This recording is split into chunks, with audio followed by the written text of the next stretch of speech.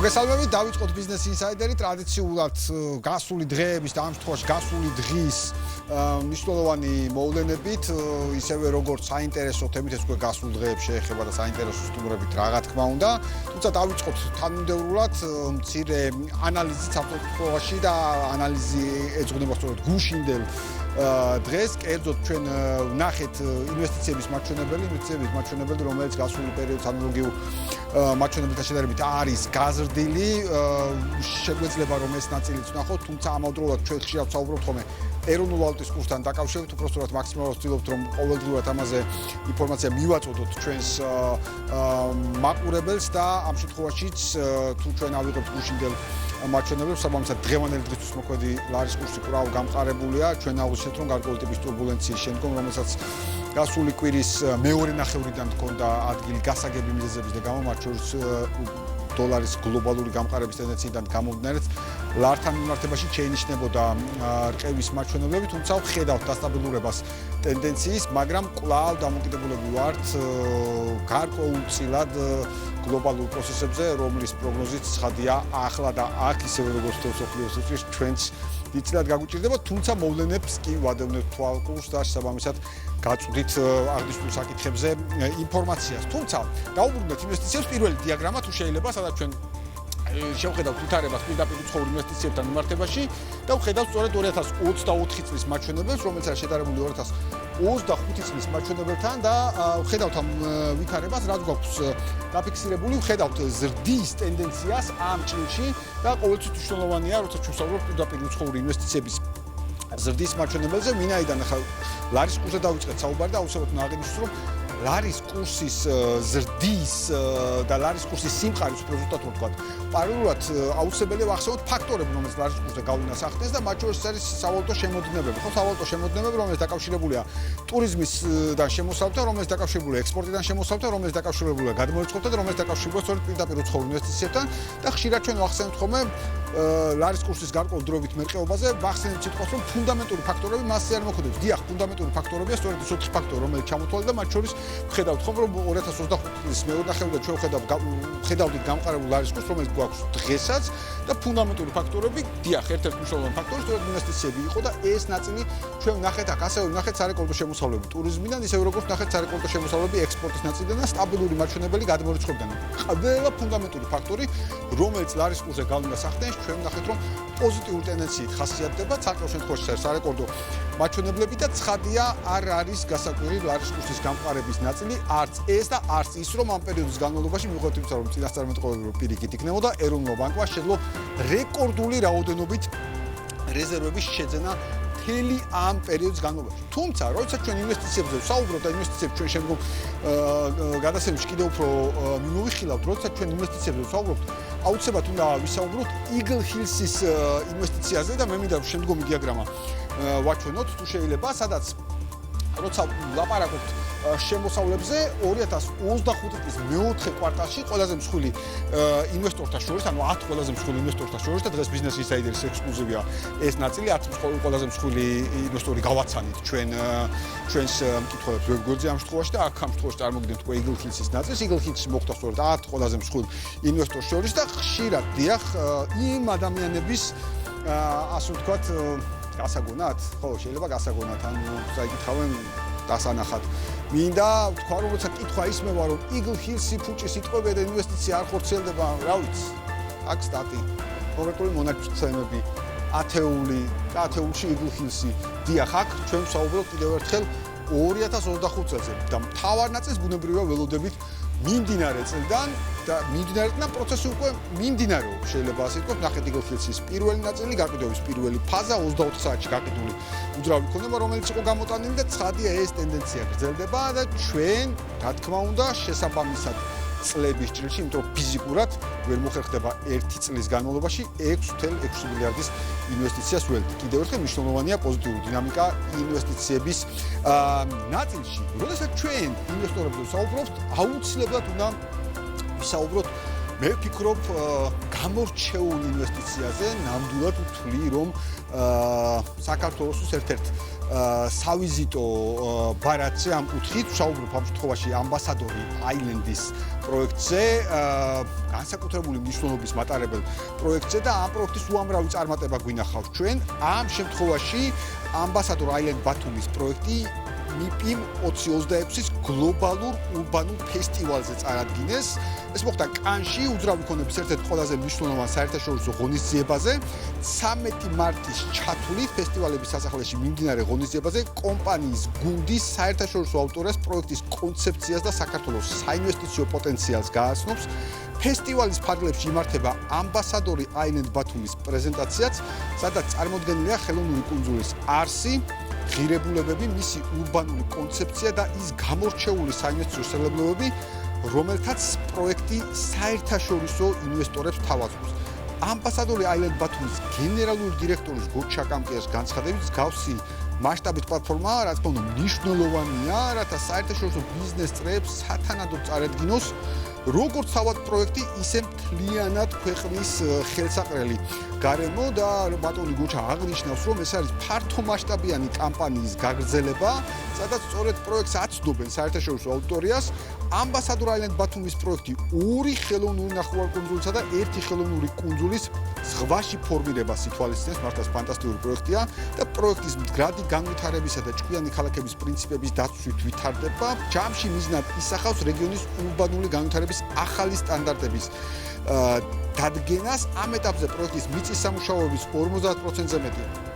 უკვე შესრულებულია, რომლის ფარგლებში საპროექტო არეალის 84 ჰექტარი ტერიტორიიდან 48 ჰექტარი ან უმრავლესობა უკვე ფორმირებულია. სწორედ ამ ფესტივალის განმავლობაში კომპანიის წარმომადგენლები სხვადასხვა ბიზნეს პროგრამებში მიიღებენ მონაწილეობას და სპეციალურად მოწყობილ მულტიფუნქციურ სტენდთან დაინტერესებულ პირებს კუნძულზე არსებულ საინვესტიციო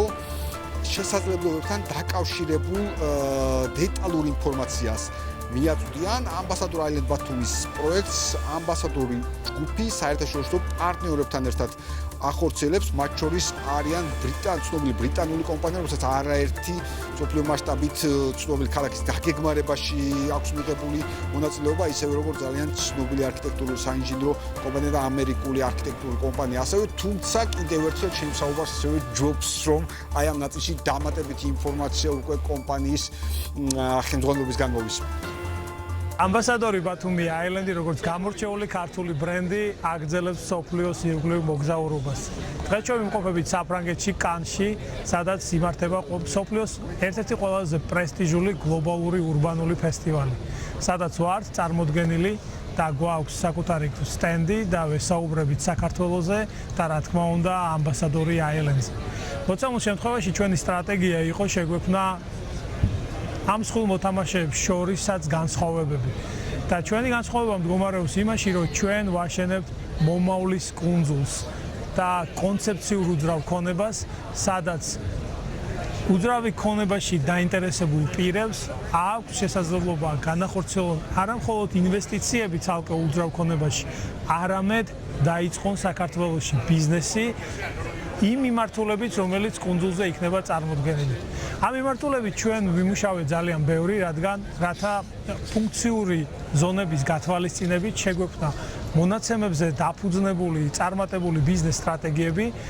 შემდეგში მოგვეხდინა ამის განსხეულება როგორც კორპორაციული მიმართულების, დაგვეკავშირებია უძრავ ქონებასთან და ეკონომიკური მოცემულობების გათვალისწინებით შეგვეთავაზებინა როგორც ბიზნეს პაკეტი. ამან ძალიან საინტერესოდ იმუშავა, ვინაიდან ჩვენ გვაქვს მზა საინვესტიციო პაკეტები, რომელიც დღეს ძალიან იშვიათი არის მსოფლიოში, სადაც ინვესტორებს ერთ დღეში შეუძლიათ დაიწყონ უმსხვილესი ბიზნესი საქართველოში. მოცემულ შემთხვევაში ჩვენი ძლიერი მხარე, რა თქმა უნდა, არის ბოლო წლებში საქართველოს მიერ ნაჩვენები მაღალი GDP-ს მონაცემები, კერძოდ 2024 წელს შევიცით, რომ იყო 10% ეკონომიკური ზრდა და ეს აქაც იგრძნობა, ვინაიდან ინფორმირებული არის ძალიან ბევრი ინვესტორი ამის შესახებ. შესაბამისად, ამოცანას წარმოადგენს ამ საზოგადოებას ჩვენ შევუმციროთ დრო იმისთვის, რათა მათ მიიღონ გადაწყვეტილება ჩვენს ქვეყანაში განახორციელონ მსხვილმასშტაბიანი ინვესტიცია. ამ მხრივ ჩვენ ვამაყობთ, რომ ბათუმის კუნძულზე ავაშენეთ ძალიან მოქნილი, თანამედროვე დასავლური სისტემა იმ თვალსაზრისით, რომ ჩვენ თავიდანვე მოვიწვიეთ გლობალური კომპანიები ჩვენს კუნძულზე, რათა მათ შეექმნათ მომავლის კონცეფცია, ხოლო შემდეგში ისევ ქართულ სპეციალისტებზე დაყრდნობით ჩვენ შევქმნით სამართლებრივი და ეკონომიკური და ასევე უძრავქონებასთან დაკავშირებული ბაზა, რომელიც იძლევა შესაძლებლობებს სულ რაღაც ერთ დღეში იყოს მიღებული გადაწყვეტილება საქართველოში ინვესტიციების განხორციელებასთან დაკავშირებით. ჩვენ დარწმუნებული ვართ, რომ მსგავსი მიდგომა ძალიან მალე გამოიღებს შედეგებს, ვინაიდან მქონდა ძალიან ბევრ საინტერესო ადამიანთან საუბარი, ძალიან ბევრ საინტერესო კომპანიასთან საუბარი, რომლებთანაც ჩვენ გვაქვს ღირებულებითი თანხმედრა და ახალ მომავალში უკვე ველოდებით მათ საქართველოში კონკრეტული საქმიანი წინადადებებით. ძალიან საინტერესო შეფასება, ბატონო გოჩას შეფასება სწორედ პროექტთან დაკავშირებით და მინდა აღვნიშნო ბატონო გოჩას განსაკუთრებული აქტივობა ყოველთვის, როდესაც საკითხი ამ მართლაც ვიტყოდი ასე ისტორიულ პროექტს შეეხება, ვინაიდან რომ წარმოვიდგინოთ პროექტის კონცეფცია და ჩვენ ვიზუალს ხედავთ ხოლმე, წარმოდგენის ფარგლებშიც კი ჩანს თუ რა მასშტაბზე ვსაუბრობთ და როგორ ვიტყოდი ასე მსოფლიოსთვის საჩვენებელ ნაწილზე ვსაუბრობთ, რომელიც აქ ჩვენს ქვეყანაში ბათუმში იქნება. წარმატებები მინდა აუსურვო ცხადია ბატონ გოჩას ამ პროექტს მთლიან ფანტასტიკურ გუნდს და ჩვენ არა ერთხელ ჩვენი გადაცემის ფარგლებში და ჩვენი პლატფორმების ფარგლებში, Business Insider-ის პლატფორმების ფარგლებში არაერთხელ მოგვიწევს მართლაც ამ სასიამოვნო პროექტზე საუბარი. განვაგრძოთ ამჯერად უკვე ენერგეტიკის ნაწილზე საუბარი და კიდევ უფრო საინტერესოა, რომ მუდმივად შეიძლება ასე ითქვას, წლის ბოლოდან დაპირებული, რომ 26-ში გაგრძელდებოდა აქტიური კომუნიკაცია სახელმწიფოსა და ენერგეტიკის სექტორს შორის. ვხედავთ, ბოლოს ჩვენ ნახეთ სულ რამოდენიმე დღის წინ კვირის დასაწყისში საქართველოს ეკონომიკისა და მდგრადი განვითარების მინისტრის შეხვედრა ენერგეტიკის სექტორთან, გრედას ინიციატივით გამართული შეხვედრა. ამ შეხვედრაზე საქართველოს ეკონომიკისა და მდგრადი განვითარების მინისტრი მის, ასე ვთქვათ, ენერგეტიკულ მის მოადგილესთან და ენერგეტიკულ გუნდთან ერთად სექტორში გუნდთან ერთად იყოფებოდა. ძალიან საინტერესო დისკუსია შედგა, ნახეთ ასე ვთქვათ, გარკვეული შეფასებები ამ შეხვედრის შემდგომ, რაც ყველაზე მნიშვნელოვანია სახელმწიფოს მხრიდან ხაზგასმული პრიორიტეტი ენერგეტიკის მიმართულებით ძალაშია. Business Insider-ის სულ პირველ გადაცემაში აქ მაესტროზე იმყოფებოდა და გახსნა Business Insider-ის აკაური გადაცემა და სეზონის ეკონომიკისა და მდგრადი განვითარების მინისტრმა და ჩვენ რომ გადაცემა შემდგომ უყურებდით, ერთ-ერთი დიდი ნაწილი შეეხო სწორედ მინისტრის მხრიდან ენერგეტიკაზე საუბარს, სადაც ჩანს კიდეც სამინისტროს გამოკვეთილი პრიორიტეტი ამ ნაწილში. ასევე ჩვენ ამ გადაცემაში, Business Insider-ის ამ გადაცემაში ამ არასრული ერთ თვის განმავლობაში მოვასწარით და რამოდენიმეჯერ ძალიან საინტერესო მოხილვა ჰქონდა ენერგეტიკის ჭრილში. დღეს ამავე თემებზე გავაგრძელებთ საუბარს, თუმცა პირველ რიგში დაუბრუნდეთ ამ შეხვედრას. მნიშვნელოვანია, რომ შევაფასოთ ერთის მხრივ და ჯერ ვნახოთ კომენტარები, ასე ვთქვათ, ამ შეხვედრის დასრულების შემდგომ, როგორც მინისტრის, ისე სექტორის და შემდგომ უკვე საუბარსაც ამავე თემებზე განვაგრძელებთ, თუმცა პირველ რიგში მოვისმინოთ შეფასებები. შეხვედრის ფარგლებში ჩვენ წარვადგინეთ ენერგეტიკის სექტორის განვითარების აწლიანი გეგმა, ისევე როგორც ის ახალი ხედვები, რეფორმის შინაარსი, რასაც სამინისტრო მასთან შემავალი უწყებების ფარგლებში მომდევნო უახლოეს პერიოდში განახორციელებს. ჩვენ ასევე შეხვედრის ფარგლებში ამომწურავად ვისაუბრეთ იმ ახალი საკანონმდებლო ცვლილებების შესახებ, ინიციატივების შესახებ, რომელიც გააძლიერებს ენერგეტიკის სექტორს და დამატებით სტიმულს მისცემს ინვესტორებს იმისთვის, რომ ინვესტიციები ჩადონ უშუალოდ ენერგეტიკის სექტორში. ძალიან ღირებულია მსგავსი სახის შეხვედრები, რადგან ჩვენც როგორც სახელმწიფოს მჭიდროდ გვიწევს თანამშრომლობა კერძო სექტორთან, იმისთვის რომ ყველა გადაწყვეტილება, რომელსაც სახელმწიფო იღებს, სრულად უნდა ემსახურებოდეს ენერგეტიკის სექტორის განვითარებას და ეს რა თქმა უნდა თანხმედრაში უნდა იყოს ინვესტორების ხედვასთან მათ შორის. ჩვენთვის უმნიშვნელოვანესია, რაზეც ბევრი ვისაუბრეთ აღნიშნული შეხვედრის ფარგლებში, რომ აწლიანი გეგმა სრულად ემსახურება ჩვენი ქვეყნის ელექტროგენერაციის თვალსაზრისით თვითმყოფადობის უზრუნველყოფას. ეს ჩვენთვის რა თქმა უნდა ძალიან მნიშვნელოვანია, რადგან ეს არის გარანტია ჩვენი ქვეყნის დამოუკიდებლობისა და უსაფრთხოების და ეს რა თქმა უნდა პირდაპირ პროპორციულად გულისხმობს იმას, რომ ჩვენმა ქვეყანამ უნდა გაანულოს საჭიროება იმპორტის ელექტროენერგიის თვალსაზრისით და ჩვენ უნდა ვუზრუნველყოთ საქართველოში გენერირებული ელექტროენერგიით სრულად ჩვენი შიდა საჭიროების უზრუნველყოფა. დღეს ვხედავთ, რომ არის აქტიური მოძრაობა იმ ძველი პრობლემების მოგვარება, რომელიც წლების განმავლობაში დაგვიგროვდა, იმ საკითხების გადაწყვეტა, რომელიც ინდივიდუალურად შეიძლება პროექტების მიხედვით საჭიროა, რომ მეტი ყურადღება დაეთმოს და ასე შემდეგ. ამიტომ გაჩერებული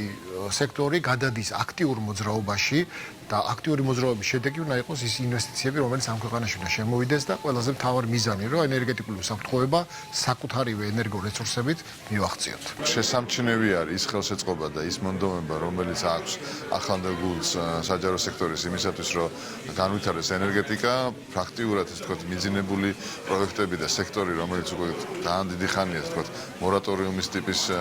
მდგომარეობაში იყო, გაცოცხლდა, თავიდან ჩვენ მივიღეთ უკვე ზუსტად დაზუსტებული ინფორმაცია თუ რამდენი პროექტი, რამხელა სიმძლავრეები ესეჭიროება ქვეყანას შემდეგი 5 წლის განმავლობაში და შემდეგი 10 წლის განმავლობაში. საუბარია, რომ პირველ 5 წელიწადში 4000 მეგავატი დამატებითი სიმძლავრე შემოვიდეს ჩვენ ქვეყანაში და შეგახსენებთ, რომ სულ ჯამში ეხლა დღევანდელი დღის მონაცემებით 4500 მეგავატია ჩვენი სიმძლავრე. აქედან გამომდინარე, გაორმაგება ჩვენი სიმძლავრეების 5 წლის განმავლობაში არის ძალიან სერიოზული მესიჯი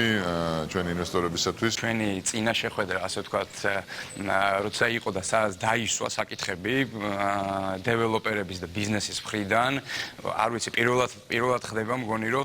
სამინისტრო დღეს უკვე მოვიდა კონკრეტული შედეგებით აი ამ ესე იგი ჩვენი დასმული საკითხების მიმართ, რომელიც არის საკანონმდებლო პროექტს, რომელიც მოიაზრებს ქონების გადასახადის კუთხით და თუნდაც კიდე სხვა დასმული საკითხები და მივესალმებით დარგი ამ ყველაფერს.